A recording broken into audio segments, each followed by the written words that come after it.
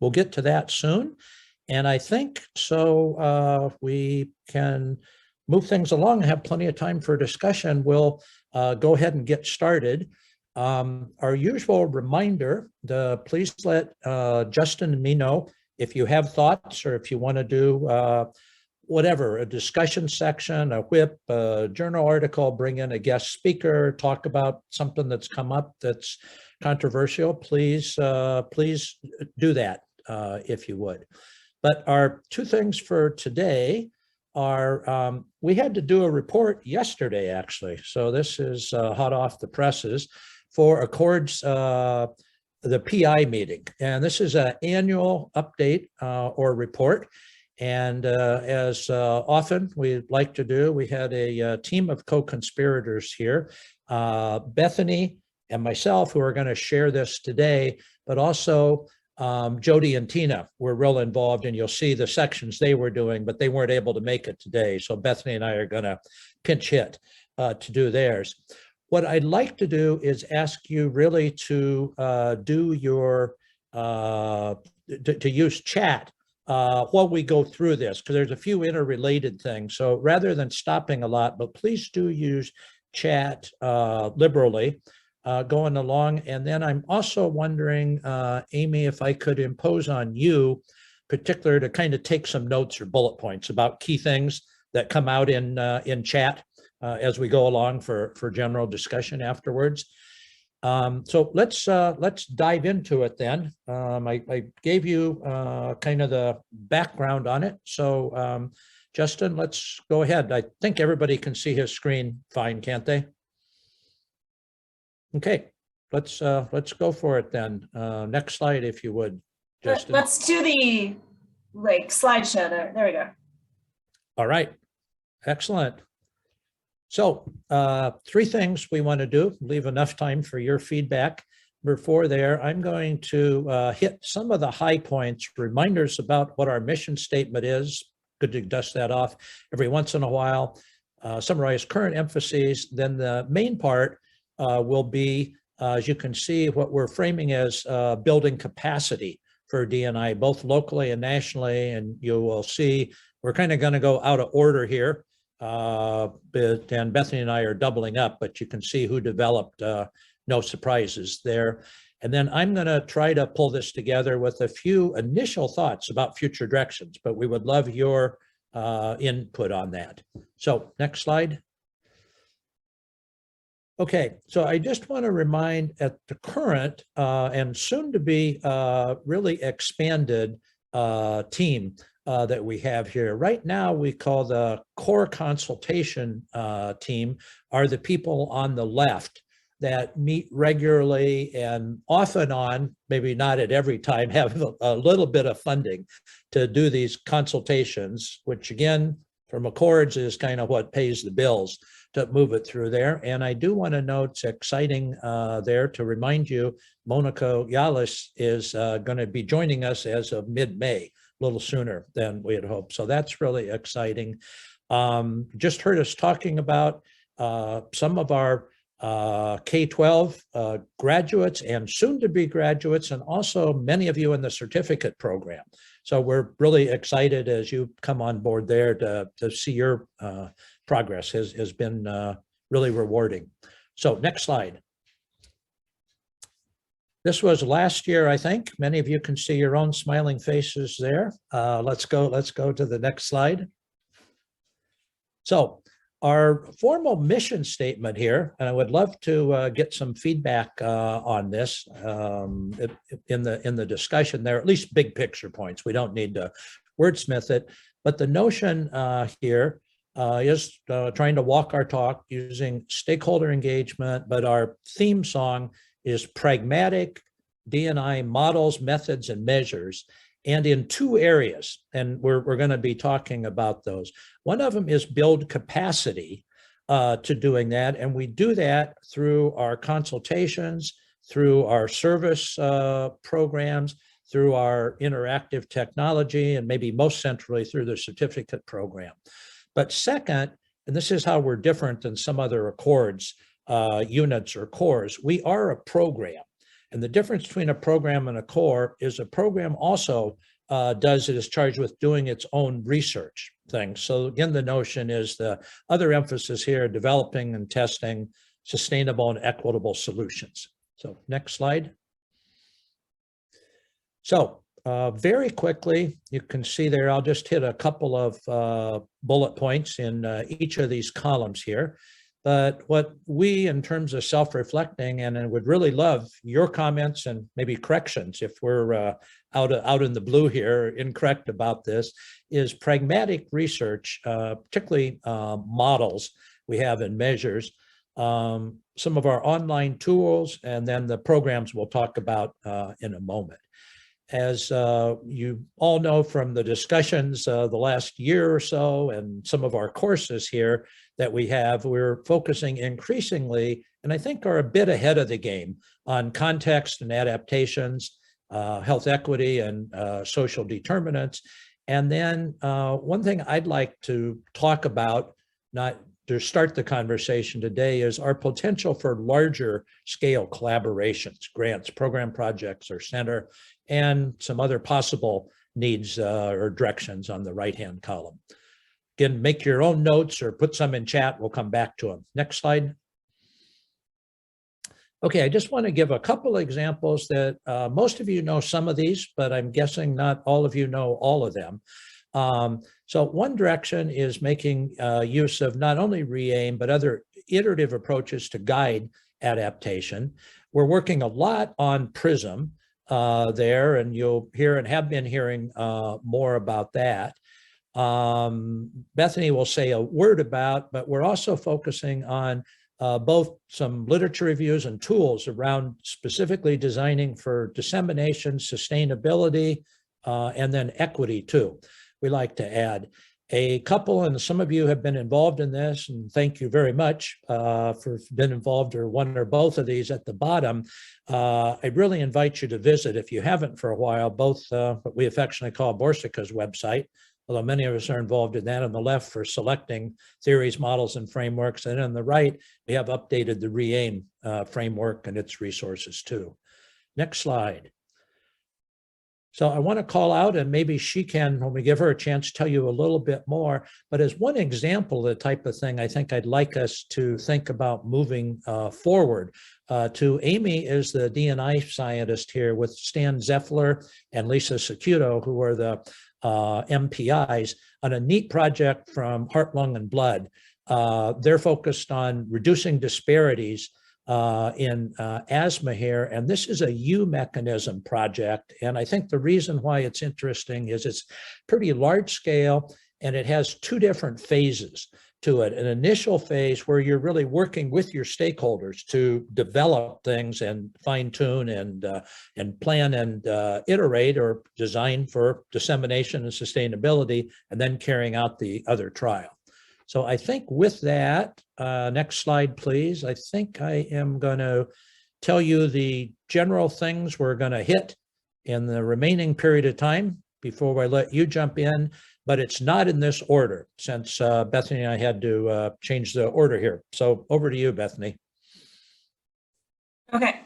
So one of the major goals within our ACCORDS D&I program is building capacity.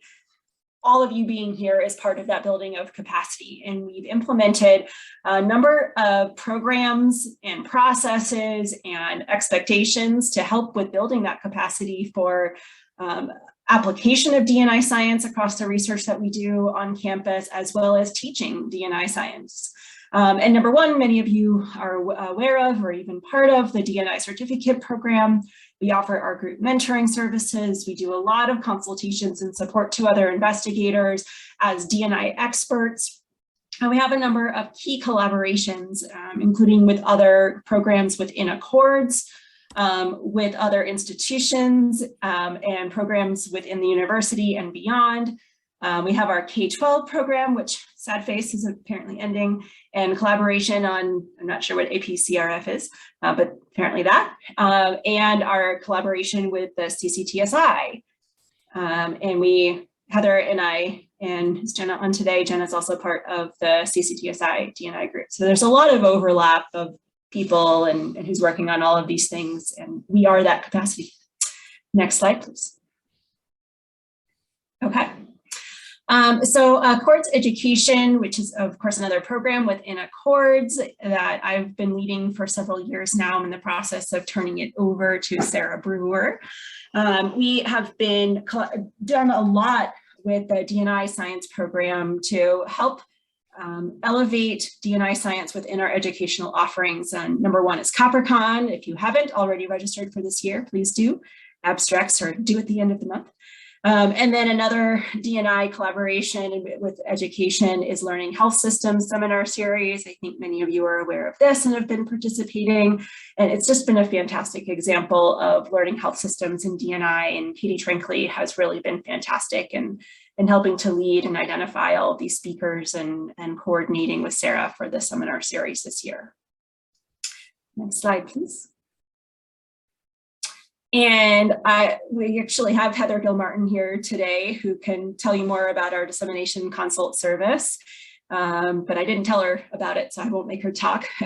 So Heather leads our dissemination consult service, and this service is a fantastic resource on campus for guiding dissemination planning, helping to identify your messages, your communication channels, figuring out how to package your key messages, and really reach those channels. And they've developed a really lovely set of guides and a workbook to help you through this process, and are available for one-on-one consultation. Next slide. As Russ mentioned, we have been doing a lot of work around designing for dissemination and sustainability and equity and impact and all of the things that we might be designing for. And here is an annual review of public health paper that will be coming out officially in April. Everyone is saying go CopperCon. Yes, go to CopperCon and go CopperCon. And so here is an organizing schema that we developed for this annual review of public health paper based on a narrative review of the literature. Many of you have read this paper, earlier iterations of it, and we are in the process of adapting it for a chapter in the D&I textbook. And this is the precursor to what we're introducing as the fit to context framework, as a framework to guide designing for dissemination and sustainability as a process framework for this kind of work. Next slide. And one of the things that you've heard me talk a lot about already that I don't need to go into detail again, but maybe this is a good reminder, is that designing for dissemination and sustainability has a strong foundation in stakeholder engagement. And we know you are all on board with engaging stakeholders and communities in your research. Claudia has a new CCTSI grant people are pointing out. It is a community engagement joint pilot grant.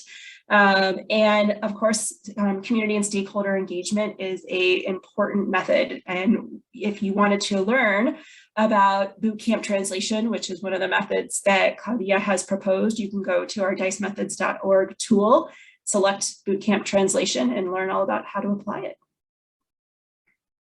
Next slide. Okay, and I'm talking about the certificate program still, or were you going to do that? Okay. Yeah, you're doing that, and then just so you know, Bethany has to leave for that, but we're going to pause just briefly to see if you have any questions, particularly about what she's covered. But yeah, you're doing this, and then I'm doing consultations, plugging in for Jody. Okay, all right. All right, so what is the rationale for our D&I certificate program?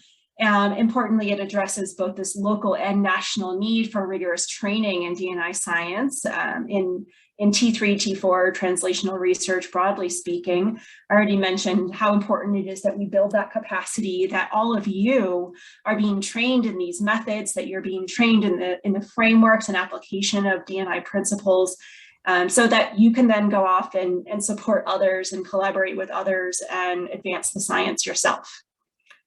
The next slide. And here are our directors. So Tina is our current director, and Borsika is our co-director, as well as Amy, And then we collaborate, our certificate program is really based in the Clinical Sciences graduate program in the CCTSI.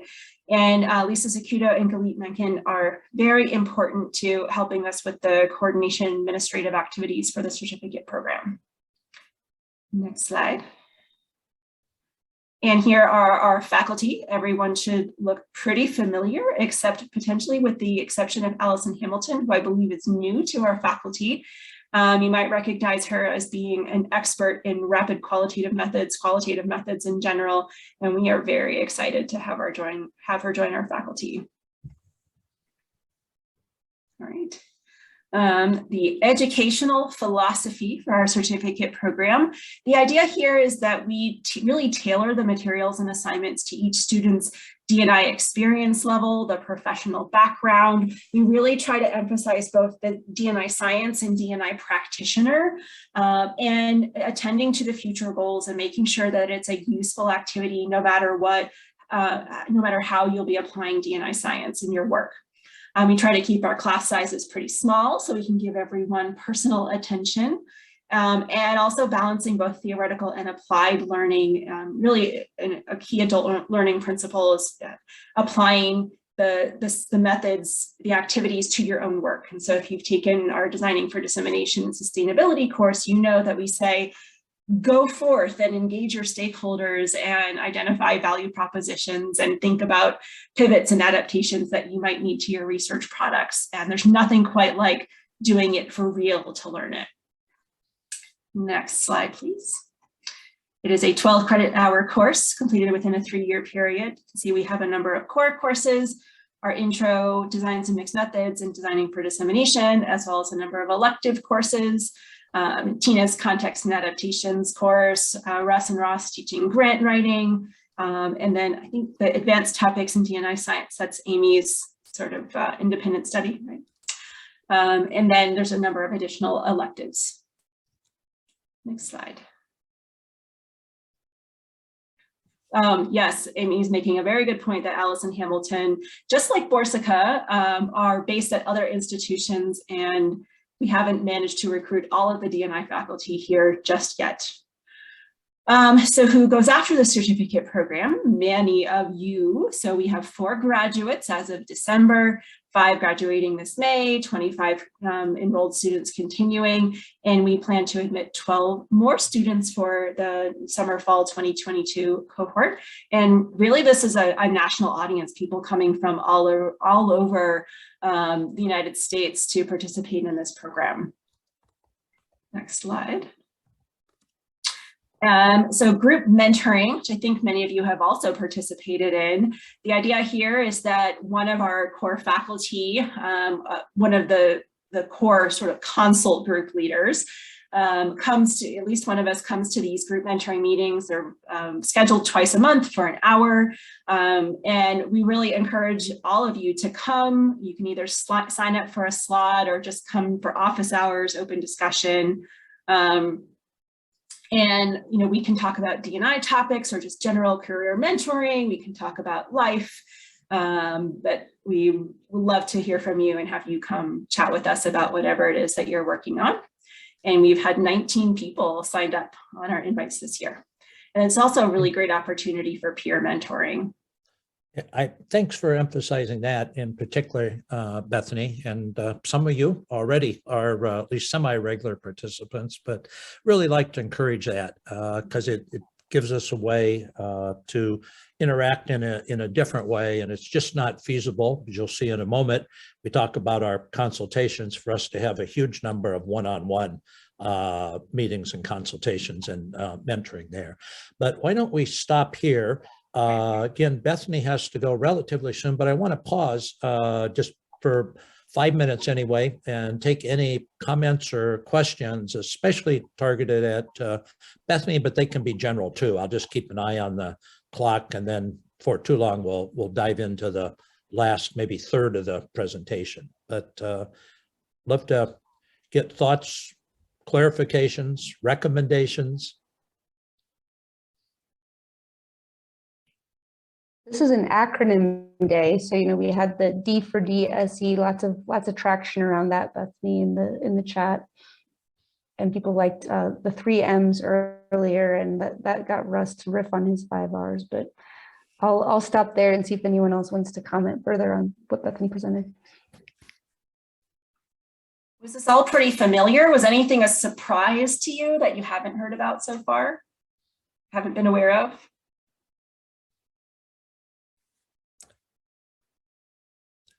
Well, I want to save time at the end. We'll get there for other potential ideas about research directions and things. We'll kind of close with that, but please be thinking about that. And especially things where we can collaborate together, and maybe even ideally in ways that we haven't collaborated in the past. To do that, we want to continue to build, you know, on what we've done in our strengths, but I think we're particularly interested in new ways. I'll just mention one other thing. Bethany mentioned the one in the designing for dissemination, sustainability, and equity figure there, which walk in our talk, it's being iterated for what, the 39th time, I think, but we're making it better and better. Is that that's going to be one of the chapters in the textbook that she mentioned, is the Ross, Enola, Graham Colditz textbook that many of you know well. That's the authoritative source. And we have, I'm really proud to say, we have authors, co-authors, and generally leads on 4 of the chapters in that book. So I think that's kind of some testament that we really, you know, have upped our game a bit, or getting on the national stage there. Can I just say about that though, Russ, that the reason why so many of us have been engaged nationally and invited to be part of this book is because of you and because of Ross.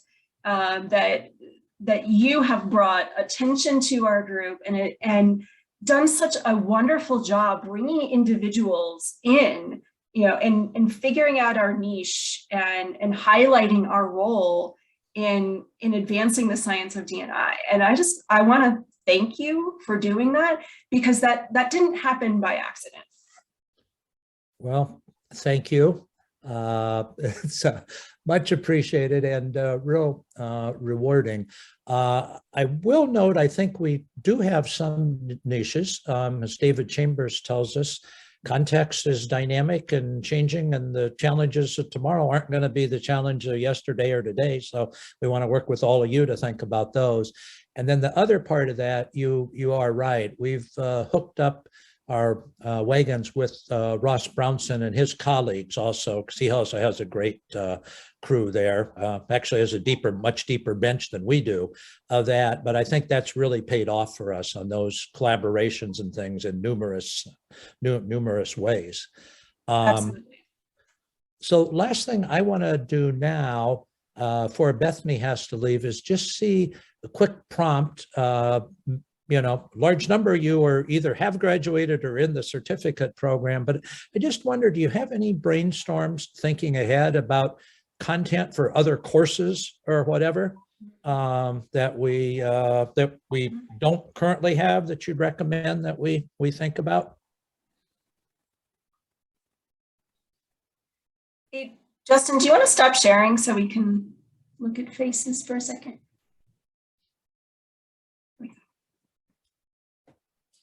I was writing my application for the CCTSI Colorado Immersion training today, and I was thinking about how the two together with the graduate certificate program, it might be really beneficial, because I feel like I have all like the training and the methods and the lingo, the measures, frameworks, but how to actually like engage stakeholders and like talk to them, and like the actual doing of it is kind of where I want the next steps. And I'm happy to like be involved in this grant with Amy for Dr. Pinto's breast cancer study. I'm getting a lot of hands-on experience there, but I think like for my own study, applying it for my KO1, that's kind of the next step that I'm thinking about. Mm-hmm. Okay, great. Thank you. And actually on something similar, we are also partnering with CCTSI to see how we do some sort of immersion, which is happen naturally in the Latino Health Certificate. And I was thinking, I think that I put it in the chat.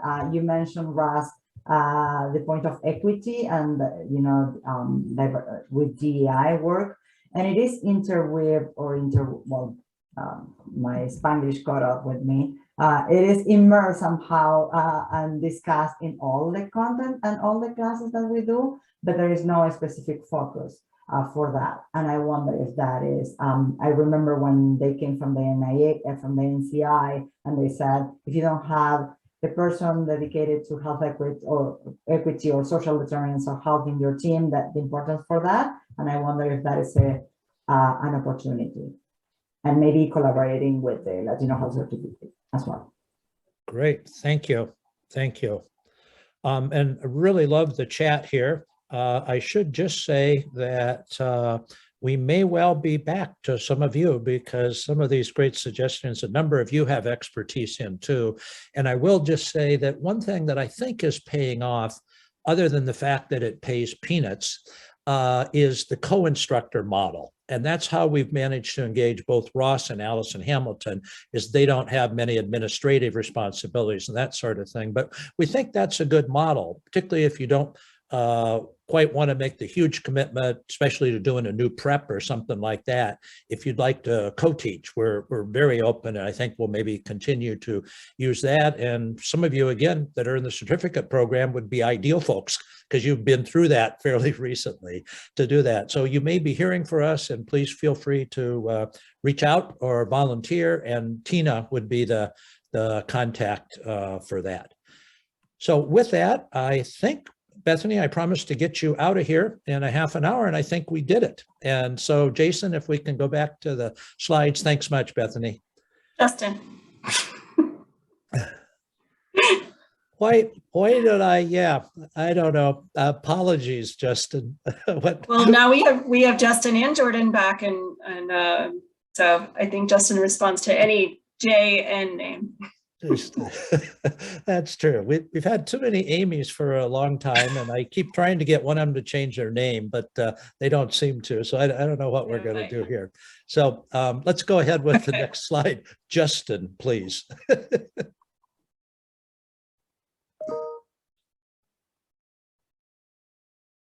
There we go. Okay, so I'm going to walk you through consults that we do, and then we'll end up with some general big picture things for discussion.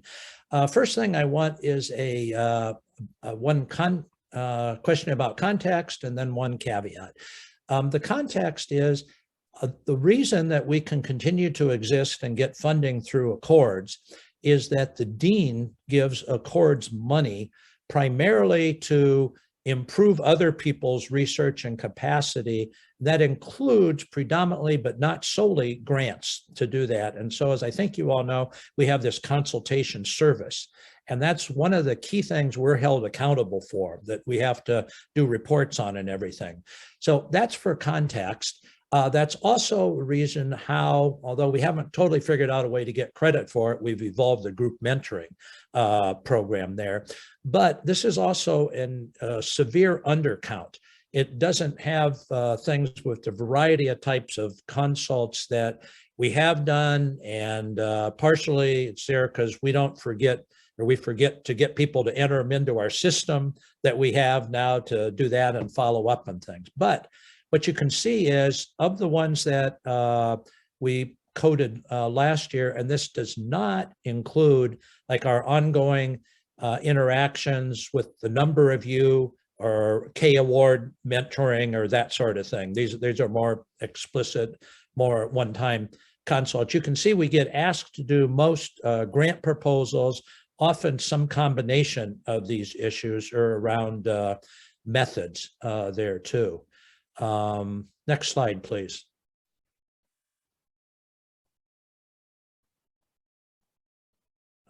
Okay, so we do a customer satisfaction form at 4 months, and we've just recently tried to initiate somewhat longer because we want to see what actually happened. This tells us that in general, there's pretty, not too surprising, I guess, pretty high, almost a ceiling effect on people saying they found it valuable. Again, you can see, like any follow-up survey, our response rate isn't great, but more the proof, I think, is going to be at a longer-term follow-up. We're thinking at 8 to 12 months to see what happened. If you go to the next slide, you'll see our first hint at that.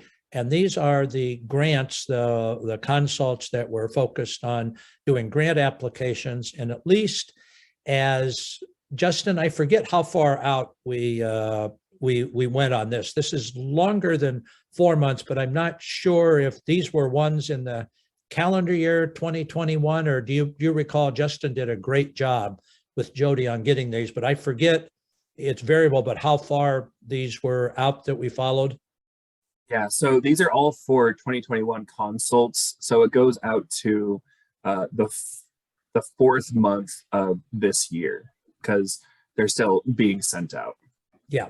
Okay. So it's varying periods of time from when we did the consult, but up to there. But you can see, I think this is reasonable, particularly, the number. There are some funded or pending that I think are likely to be funded. So next slide. Russ, quick clarifying question from Claudia. Is this graph only ACCORDS grants or across Anschutz Medical Campus partners, including non-ACCORDS grant submissions? Great clarifying question. This is not just through ACCORDS. These are ones that the ACCORDS D&I team formally entered into the system in our hat that we're wearing there. It doesn't include, and it was across campus. It doesn't include, like, we also do some consults, a smaller number with folks outside, off campus or outside other places. It doesn't include those, but it should pick up things across campus here. It doesn't include things like, for example, Dan does a huge amount of consulting and memory. It doesn't include those because they weren't in part of this formal process as through this consultation tracking form. It's a work in progress. So I don't know, I'll be glad to talk with you a little more detail, and we're definitely open. Justin and Jody and I are thinking about how to improve the tracking system. It's a work in progress, but we're trying to get better at it. It's tough to capture everything without double counting other things. But short answer is it does include things beyond just ACCORDS, but it had to be involved with that core group of people doing the consult. Okay, so this is my last slide, I think. Then it's over to you for open-ended discussion. Again, from self-reflection, and again, love feedback if this is off. I think we are becoming increasingly well-recognized, probably most so still for some of our models, but I also want to call out things like Dan's work at the intersection of shared decision-making, not just Dan, but Dan's group and collaborators on shared decision-making and D&I. I think we are really strong at the intersection of qualitative and mixed methods research. And then we talked about designing for dissemination and sustainability there too. And it's been, as I mentioned once before, but I do want to explicitly say it's been really rewarding for me, as the old timer and the director of the program, to see so many of you coming out and, hitting your stride and making important contributions, both locally and nationally, and in grants and publications. We didn't have time to pull together the publications, and that's another challenging thing to know what to count, but we've really had a huge number of publications collectively over the last couple of years too. We're also, I think, justifiably proud of our certificate program and the courses that we have. Loved both the suggestions that you have there, and again, just been so grateful for the quality of the fact that many of you, have been contributed both as instructors and as students there. As Bethany mentioned before, we think it's important to have collaborations with both of these last 2 points. And I think we have some strong inroads, but I think we can do better and more, both in terms of partnering with our other ACCORDS programs and cores. As Bethany said, I think we have the strongest and the closest with the education program, but also with other D&I programs. And 2 of the avenues we've had there, and another, the reason that I'd like to encourage us to think about center grants and program projects and things, is this opportunity to collaborate with other leading programs around the country. For our K-12, 2 quick examples, our K-12 program from NHLBI, there were, I think, 9 or 10 other centers around the country that we shared a lot with, collaborated and things, and even more so our current cancer center grant that we have, the ISC3 one, where we're collaborating with 6 of the, probably the leading centers, or at least 6 of the 7 or 8 leading centers across the country. That's been good. Still, we have challenges, though, that we're working on. Myself, I would say number 1 right now is our limited capacity, particularly at the senior level, to do in-depth mentoring, to be co-Is. I know many of you have had to put up with us, have asked us to be co-Is or co-PIs, and just it's just, you know, not humanly possible. So we're trying to come up with new creative ways to address that.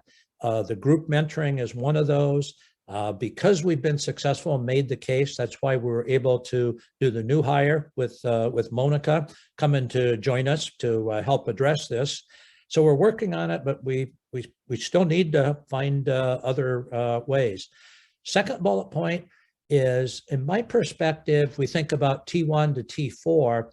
I think we're doing incredible work at T3, but not a lot really at T4. Again, maybe with the exception of one of Dan's national total dissemination grants there to all the centers in the country.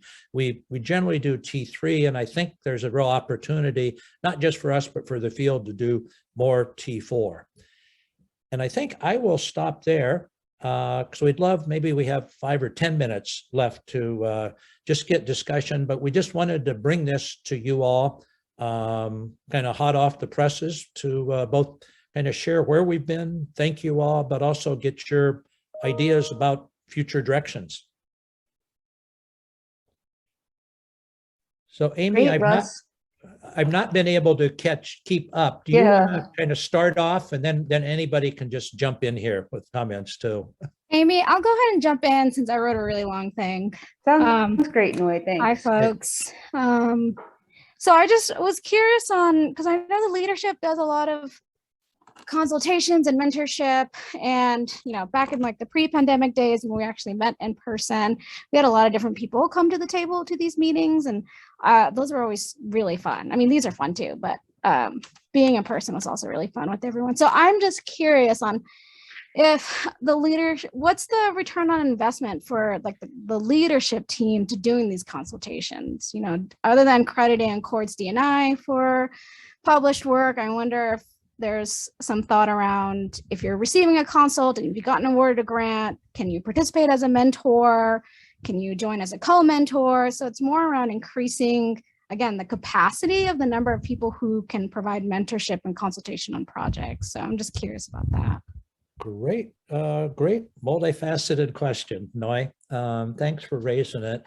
Well, I always say about ROI or many things, it depends on, return on what is your outcome or criteria there. And I think that probably depends. I mean, many of us find this really rewarding personally, and we hope they're helpful to you all. That's important, but there is the huge time burden, sink too in the ROI there. So I think that this is something we're working on. One of the things you mentioned, we would like to see about exploring more, and that's have some of you, and I think we're focusing initially on like those of you that are finishing the K-12 or when you finish the certificate program. Again, if you're interested to do like co-consultations with us, We also think that's an important, professional skill that you'll be asked to do, and then eventually doing those on your own. We have to moderate that to a certain extent because we also know you all have 100 things to do too. And at least now we don't have money or funding for additional people to, get paid to do that. It's embarrassing, I won't say how little we get paid, but we do get some FTE for it anyway.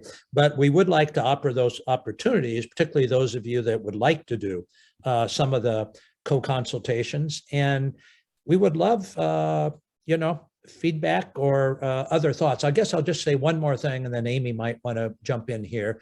But particularly she and I have been using a model where we've tried to, on grants where people need us like to be a mentor, either for a K or a grant, a partnership between a senior person and then a more junior person. And that we think might be a way to involve you all too going along. Frankly, in terms of the grantsmanship, it may be difficult, even though some of you, frankly, could do as good a job as I could on the grant. Your name isn't going to carry quite as much when it's reviewed at the study section.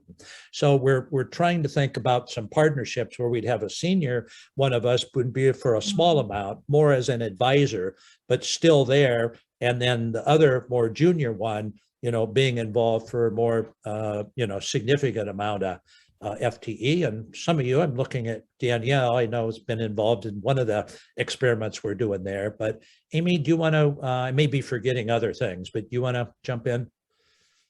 Yeah, no, I think some of that maybe, I saw Noy's multifaceted question, which she's giving us a thumbs up on how you answered, Russ, to be partly, are we supposed to help pay it forward? Like, how do we do that? Who does that? When do we do that? Why would we do that?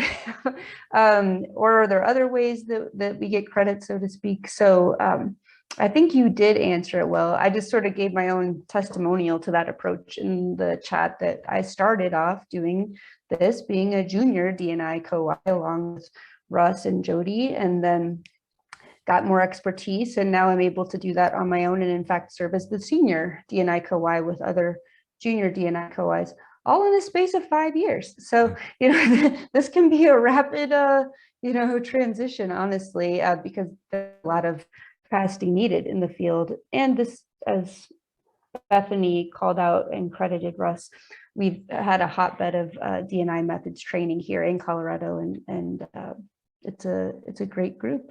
It's a great group. So I think I answered your question, Russ. So did I? No, I appreciate you sharing that. I'm thinking about, we would love to have Russ around forever, and we know that's not going to happen for better, for worse. So I'm just curious on, as trying to think about building, we're talking about sustainability, not just with D&I research, but also sustainability of the D&I program here, which I think is unique and can offer a lot of things. So just kind of brainstorming ways that can happen for you all. Well, thank you, Noy. That's also right on. And maybe if we can switch a little bit here, please keep those comments coming in the chat. I think one of the ways to look about sustainability is not just people, but again, I'm a bit of a broken record here, and I'd like to hear from others, whether you concur or don't, think our time's better spent elsewhere in terms of ROI, is the notion of moving towards, I think now we have the sufficient person power and breadth in some areas anyway, to be competitive for center grants or program projects. And those things, at least in my experience, can spawn a whole lot of things. They can spawn other training things. They can spawn collaborations with others, both locally and nationally. They have both specific grants that you're funded to do, generally fairly good size ones, like often you get 3 R01 type, plus funding money for pilot projects and things like that. But again, we need to think of, they are considerably more effort than an R01, huge effort and things, but that might be one avenue to do that. But I'd love to hear from others too.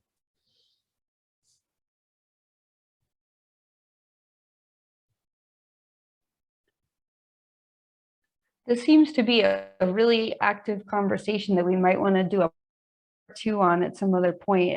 One piece I didn't want to leave hanging for today was Claudia had a point in the chat sounded like it'd at least be good to raise today. I don't know if we can answer it today, but Claudia, do you want to mention what you were speaking with the siloed model for grant funding? Yeah, and I was just texting you so that maybe we could talk offline. But the issue is that when you put a grant, it depends on where the grant is coming from. And we had this conversation before, and it is part of the funding for this effort and for Accords come from a big chunk is under the umbrella of CCTSI School of Medicine. But if the grant comes from a different place, it's like, where is it originating from? And that reach a point that then at the point of counting how many grants each entity have, if it didn't originate in your organization or your college or your institution, may not count the same or may not have the same weight. So I was wondering how you perceive that, if you guys being in Accords and having to have your grants part of Accords, if you are mentor and then you are part of a smaller grants in another institution that is not the School of Medicine or under that umbrella, if that counts the same. A really tough, somewhat Sorry, I sensitive. didn't want to bring a sore point. No, But I it's do fine feel to it. ask it. I'll just say it is complicated. We don't get as much credit for doing these other things that are outside if people don't wrap their grants through Accords. That doesn't mean that we don't do that, and sometimes there's good reason for that. I generally encourage people to look at where they're going to get the greatest support from, where are the colleagues going to be, where do they look for resources like particularly qualitative expertise, or biostats, look at pre and post award services and things. It is an issue. That is also the other key thing besides consults that we get evaluated and credited on. So it is an issue. It's not a hard and fast black and white thing though, and it involves a lot of higher level discussions, which are ongoing. And I think for today, that's probably about all I can say, but it's a good issue. I would like to be able to turn it over for a content discussion here, but before we leave, and as we're getting ready to give the floor to Amy to talk about a project that we're thinking of doing, specific aims, just like to see if there are any research content areas that people would like to put in, either to chat about the specific areas that you think we might be primed to do, or at least ought to do a good shakedown to investigate. I'd love you to do that. If there's something you're particularly passionate about, please shout it out. If not, put it into chat if you would.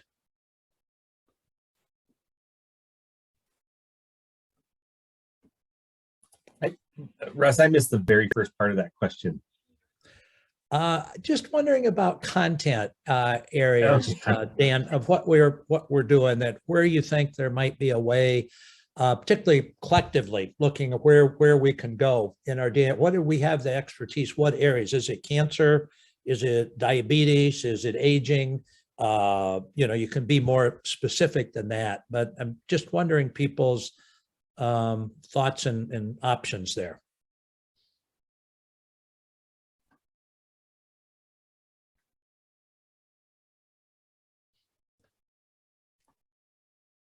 Well, put them in chat or think about it. Okay, this isn't a one-time come on, but I want to thank you for the time, for both what you've all put into the program, not only this last year, but on an ongoing basis there. And we just wanted to report back. You have the slides now, so if you have any other thoughts, please feel free to let us know.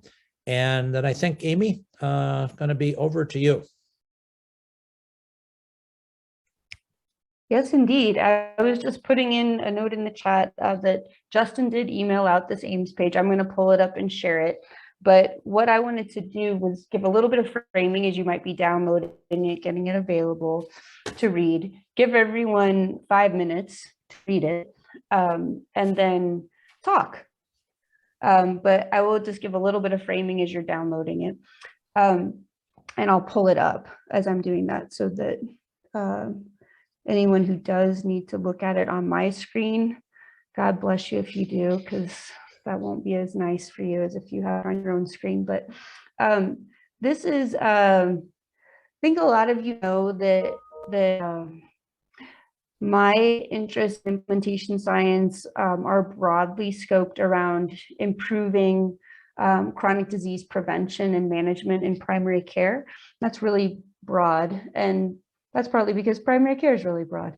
But as it intersects with our Implementation Science Center grant that Russ has had funded and its efforts to improve cancer prevention, particularly in rural areas, but we've also surveyed primary care clinics outside of rural areas.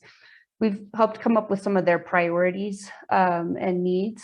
And this AIMS page is about how an existing health information tool that we've developed, the My Own Health Report tool, may be useful to bring to bear for that. So we're looking at putting this in for an investigator-initiated R01 for funding from NCI, submitting it in a few months here for the June cycle. So I'm gonna go back up now to the questions that I had on the document for you to think about as you read. And then for any of you who need to read on my screen, I'll circle down to there. Amy, as you're doing that, Laura put in a good tip there. If you hit focus, she says at the bottom, this will enlarge it a bit so we can see it a little good. easier. Thanks for helping me, Laura. Let's try to focus. Oh God. Okay, I thought it just all went away. The screen went black for a second. Thanks, Laura.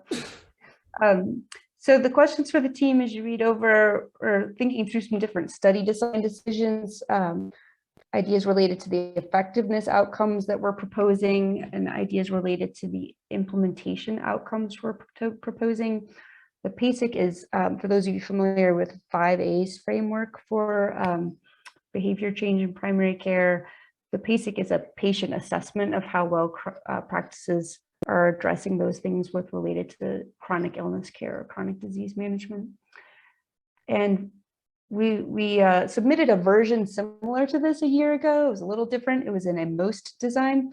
We were told it was most confusing and too complicated.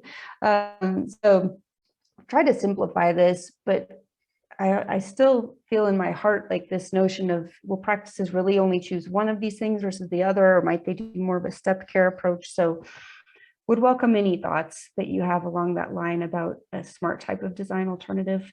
And then, yes, we were told it's too confusing. I'm getting too much in my own head. So any areas that you read that you're like, gosh, Amy really lost me here, would appreciate you calling that out and just saying in the chat, this part was too confusing, fix this sentence, and any suggestions to simplify. And we've been thinking about this notion of priority versus value. So we can talk more about that too. So I'm gonna move down to the aims and give you 5 minutes.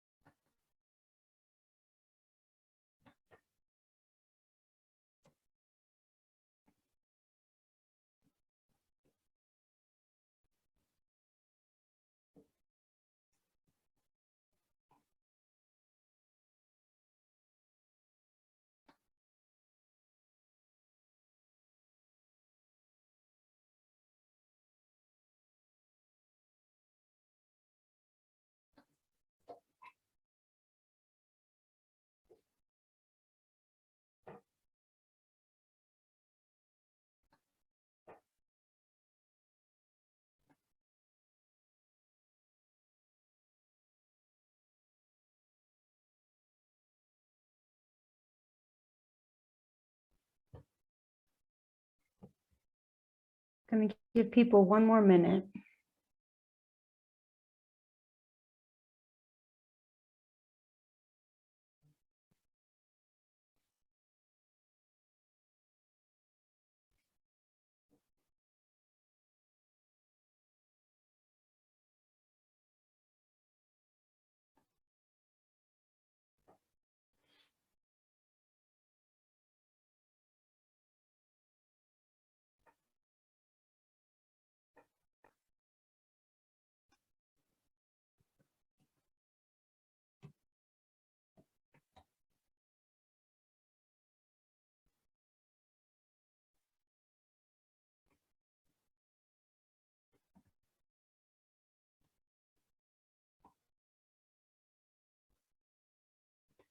Okay, well, I'm appreciating Katie's chat, which, I appreciate, Katie, that since you're my mentee, you're going to say nice things to me. But usually what I'm hearing about this Ames page so far is it's really confusing and complicated. So I'll take anything positive right now. Sounds like maybe this iteration we're making some headway. I'm going to scroll back up. Yes, many people have been part of this. And thank you, Russ, for calling that out. So the questions, let me go back up there for a second. Thank you to Laura for helping me figure out how to pull these things together. So big picture questions first, besides thank you for the positives, but really we will benefit more from the negatives here. What is still confusing or not as good? Tear it up.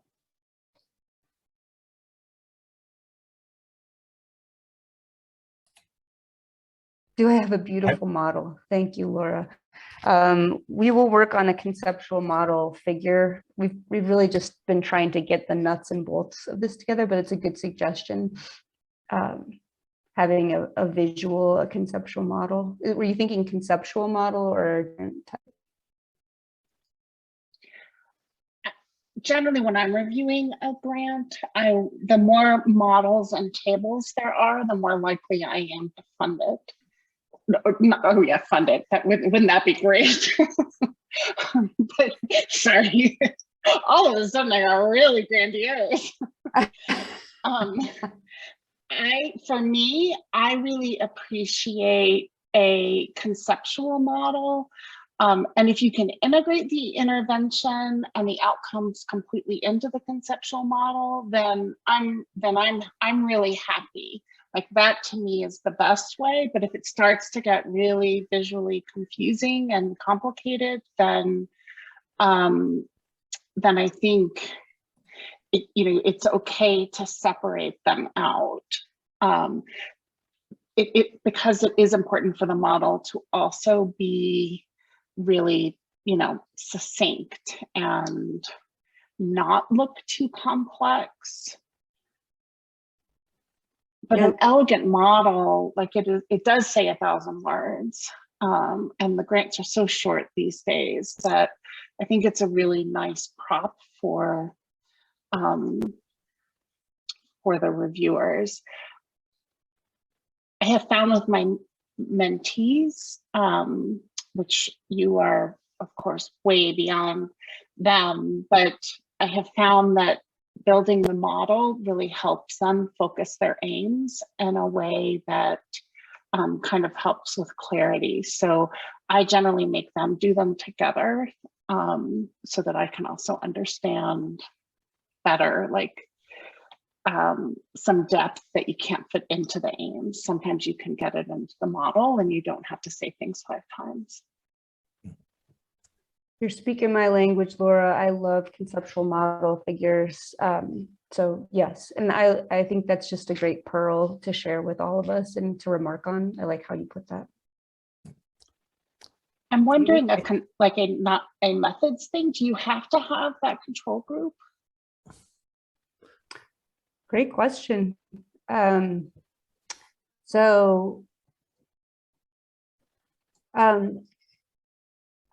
I'll pull from Russ's book. It depends. And partly I think it will depend on the review group and how we would frame this, but I think we are not looking at putting this forth to the D&I study section based on sort of the state of the science and the state of the evidence to date and what we're trying to take forward. Probably be more of a general health services or health outcomes research study section that we're focusing on.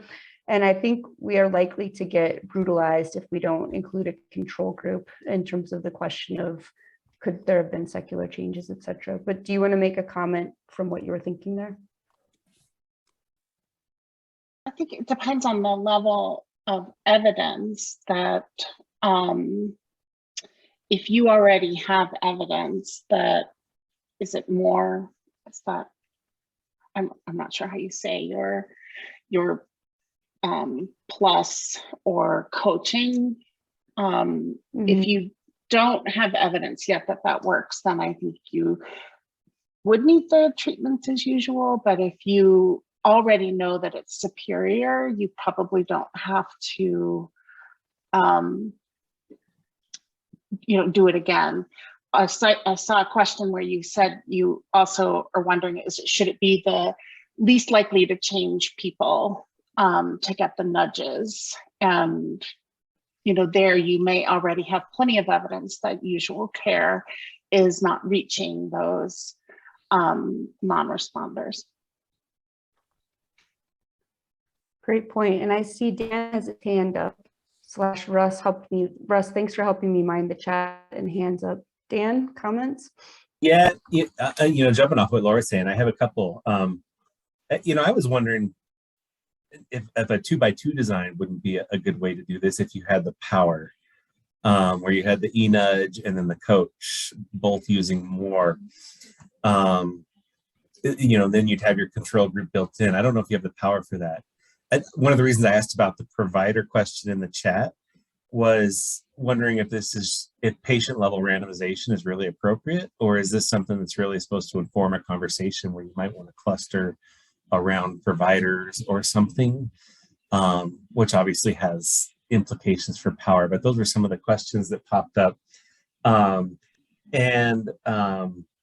then I also had just a couple other quick comments. I'll send you my comments. I was taking notes while I was making them, but awesome. The boot camp translation and conjoint analysis, I was wondering why those, why you chose those. And that's also what sprung the sort of how much is the provider involved question.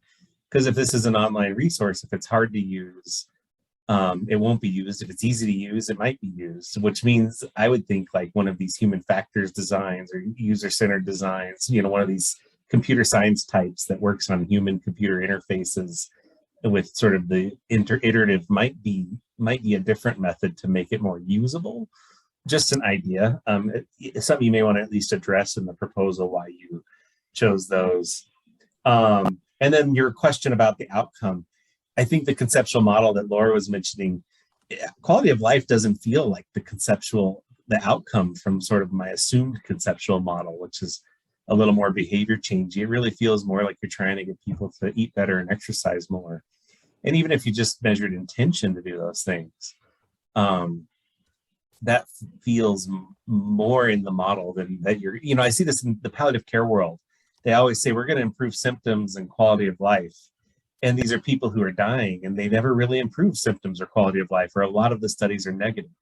But I think they do a lot to improve agency and empower patients to make the decisions that are right for them. And so it kind of feels like quality of life isn't really your conceptual model here, but maybe it is.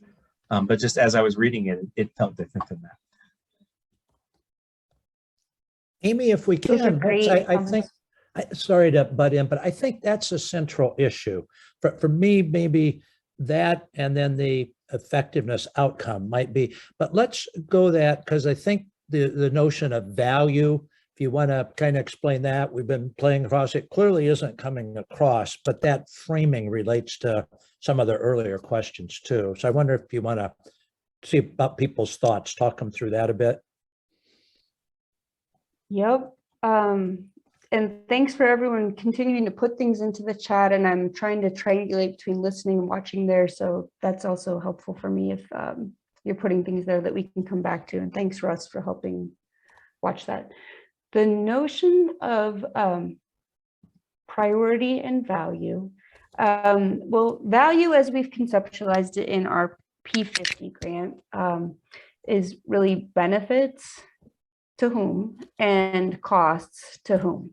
So that involves from an inner setting health system and providers and staff, the benefits to that clinic and health system and the costs that they have to take on to do it. And then from a patient standpoint, it also involves the benefits to a patient and the costs that they have to do it. In an effort to prioritize simplicity, I was pushing on priorities in this writing of the aims page rather than value, because then I felt like I had to talk more about priorities and benefits as well as costs. But I think the piece that I just wanted me to press on what Dan was just saying was what benefits might we accrue just before we get to actual behavior change? So before we get to improving diet and improving physical activity, what's happening before that? Things like quality of life would happen after that. We may not get all the way to there. That was how I was interpreting it. I was kind of looking at the causal path and heard Dan talking about some things that might happen right before behavior change. And I was thinking that could be things like behavioral activation. Then where Russ was weighing in on it, I think, is what are the priorities to patients then in this specific instance for the actual behavior change? Are the priorities that they check a box and know that they're doing these things better? Is it the intrinsic value of, you know, what they get out of eating healthier and what they get out of physical activity? Is it just knowing they're doing things to be healthy? Is it that they're actually feeling better because of the behaviors themselves? So I'm just musing here. I'm about to go on vacation tomorrow. I feel like I'm a little chippy.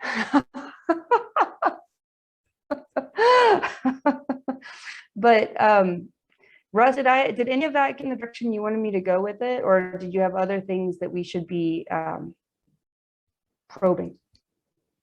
Well, it generally did for me, but I'm probably not a good judge here since I've been engaged in it. Let me just try one other thing. Again, with the notion, we're cautious about how much to push value because we figure like we might get in trouble with that, although we will have a health economist involved and do a good cost estimate at minimum. How far to push that, we don't know, but what we were thinking of from a sustainability perspective is if we could have something that would be of value or payoff or something tangible for both the clinic, you know, as well as the patient, if they're going to sustain this. And we thought things like if we can improve on something like some either quality metric or thing that they have to report on, or where this, the more came from, or excuse me, not the more, the PASIC came from, is that also can kind of address key characteristics of quality of care. If you know that, those align with the IOM dimensions of quality of care. So we thought from the practice, if one can be fairly minimal cost, two can address issues that they might value beyond just the individual behavior change. But obviously it's a tough thing to communicate or get in here.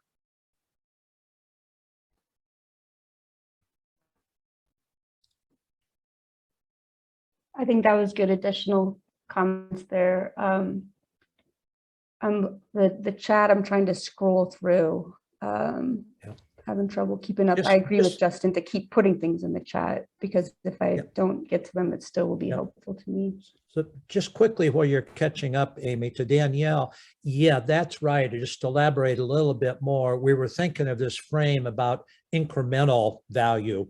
Is it worth the cost, okay, to do like these different things? First of all, at either of these versus just doing a simple HRA that you do, maybe even a static one, was the kind of the control. And then the kind of tech, if you will, as Amy said, the e-nudge, the tech, and then the more personal contact, which we're pretty sure will be better and help a whole lot, maybe even for quality of life, but it's a fair amount more costly too. So is that worth it?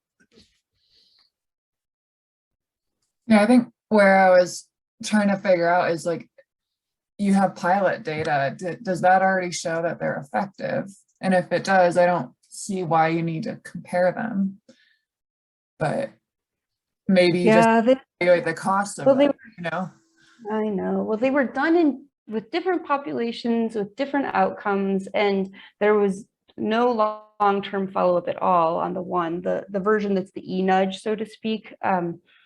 You know, we really have more on the lines of like that behavioral activation outcome data, and very vague qualitative data that they said they've made some progress, you know, very pragmatic outcome measures, patient reported, and not at all quantitative or a sense of how durable they were in terms of individual level sustainment or maintenance of the behavior change after that short-term dose, so to speak.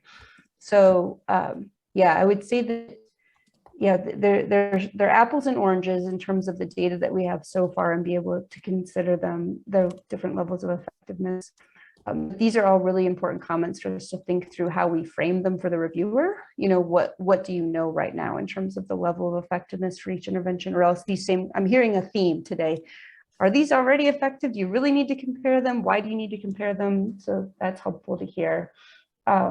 I liked Claudia's comment about equity, and you're spot on, Claudia, I think with the digital divide piece, and we do wonder if these may hit different segments, and some groups may not want to talk to a coach, but would like a nudge. Some groups may not receive a nudge well, but would like to talk to a coach. And then the synergy of the two together is intriguing, with Dan's suggestion of a 2x2 factorial design. So I appreciate your comment there. And I was thinking about making a note about the digital divide, perhaps.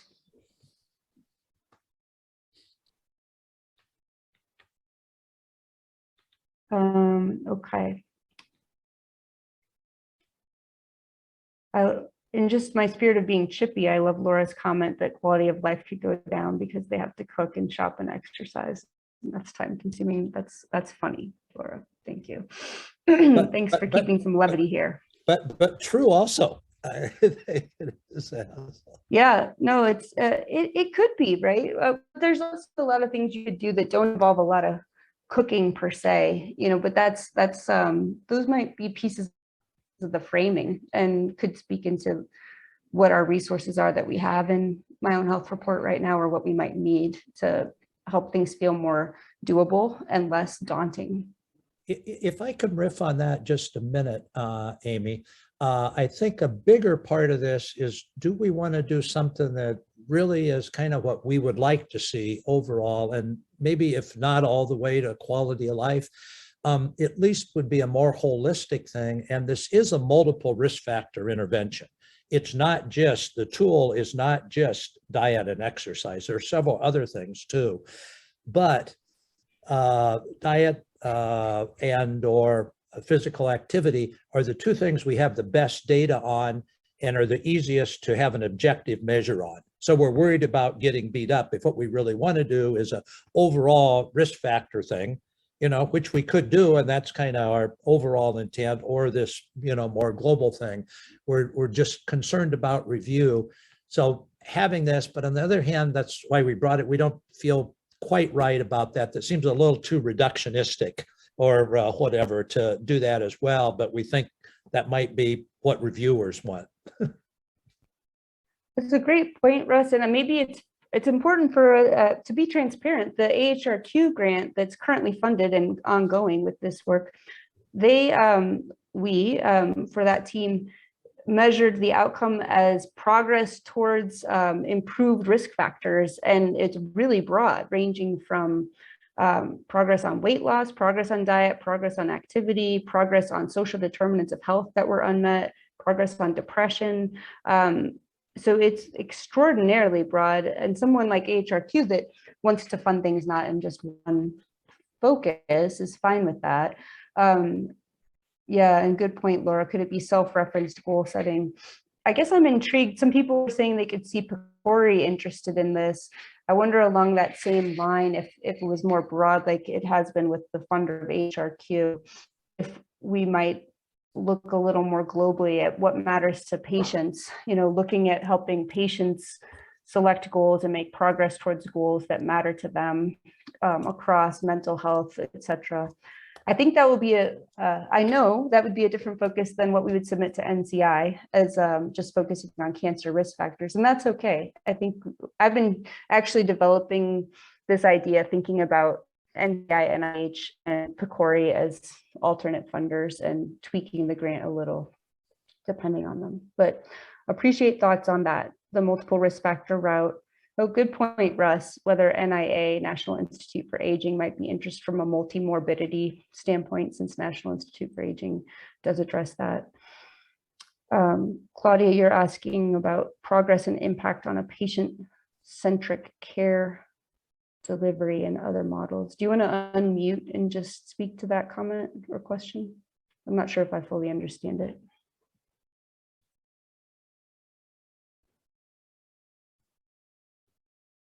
While you're unmuting. Sorry, yes, no, I couldn't find my mute and it got hidden. I was trying to see, because this is a goal setting, or if you want to say that the delivery is patient-centric and actually everybody will have to reach their own goal. I don't know how you measure that, and if there are other models that could speak to in something a little simpler on the outcomes is defined by the patient and this joint decision-making or shared decision-making with the patient. And probably you guys, I'm not a clinician, so I cannot speak up, but we were trying to understand how to model and what is the actual outcome, and how do you measure the outcome that is not always defined by a metric, but is decided with the patient jointly. And that I don't know how you measure if it is satisfaction, if it is goal setting, if it is that the patient is accomplishing something and making change, behavioral change.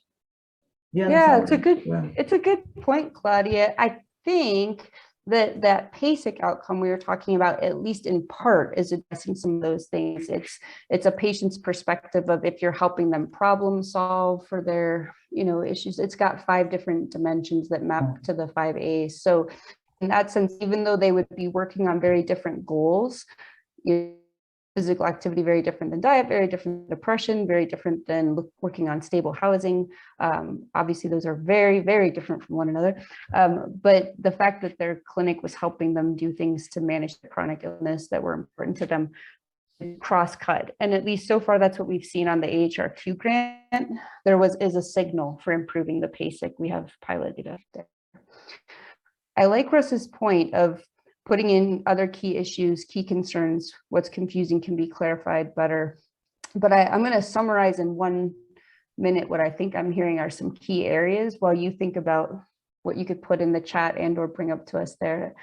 I'm hearing a lot about making sure we're clear in limited space on a names page, what we know about effectiveness of these so far and why we would put them head to head, and justifying whatever we choose to call it, its priority or value or incentive for both the clinic and the patient, just justifying that along the causal chain of what we could expect. We'll have to make some tough decisions that may be partly determined by the funder of where we're putting it on. Is this going to be multiple behavioral outcomes, mental health outcomes, patient selected areas of their health that they want to target for goals, or is it going to be a little constrained than that? But I'm hearing a lot about the effectiveness piece and then some on the randomization pieces and how we make decisions there.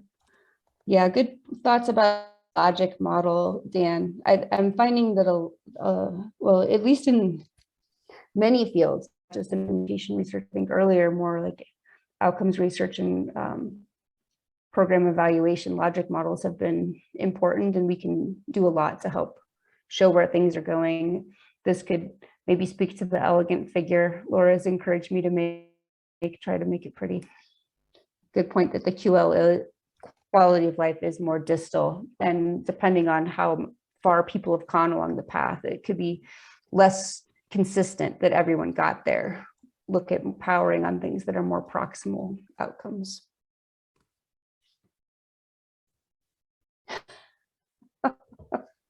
Russ is putting in a pop quiz on what D&I model to use.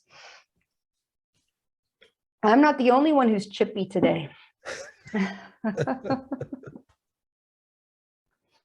Have you heard of Prism? Nice. Excellent work, Dan. Or re-aim. I am happy to take additional written comments. If you took any notes while you were writing or wrote it and made any cute sketches, visuals, yeah, please feel free to send those my way. Thanks, Dan, for taking notes and sending those my way. We will save the chat. I think, Russ, we can go ahead and have you maybe close out and remind people what is coming up next. Okay, thank you. The thing that's coming up next, and I just have one other thought or a comment I want to push a bit on the model, actually, seriously, too. But what's coming up next is you have 2 weeks, quote, off here, but rather than taking them off, we'd really like to encourage you. This is a great time to meet up with some of your colleagues, to use this dedicated hour and a half rather than having to find another time to meet, to work on D&I projects, that sort of thing. So please do make use. That's part of the reason that we're going to this meeting twice a month now, rather than every time, is we're hoping, particularly as we get larger, that'll be a nice time for small groups, you know, to get together to use those times. Just quickly, I was only partially being facetious. We probably will use by default, because they'd, you know, be shocked, wouldn't know what to do if we didn't use Prism or re-aim. But I wonder if there might be another model, I was serious, that would fit this particular issue, like a technology model, or Claudia's made a number of good points, a health equity model, that even if we didn't use those as the primary, we could integrate those, you know, with the model or something. So it's interesting, maybe a kind of a curious blind spot that we haven't really talked that much about. Yeah, Mustafa, that's the type of thing I was wondering about. I'll just throw out there too, as part of the Decipher grant that's been funded that Russ briefly showed earlier, we've been doing a crosswalk across Prism, CFR, Health Equity Implementation Model, and EPIS. So if you thought CFR was the consolidated implementation model, now we've really consolidated things. So good point, Connie, that in terms of outcomes, Proctor's implementation outcomes for me was another one, but I might, I'll debate if I lean on that all, but even Woodward's Health Equity Implementation Framework has at least put forth 3 other elements that you can consider in whatever framework or model you use related to equity, I'll at least call those out, like cultural perspectives on intervention, cultural characteristics of participants, and elements of a patient-provider encounter, just to give Eva credit there. All right. And with that, that's a wrap. Thank you, everybody, for your engagement. And on both of these issues, we really would value and appreciate. We've kept the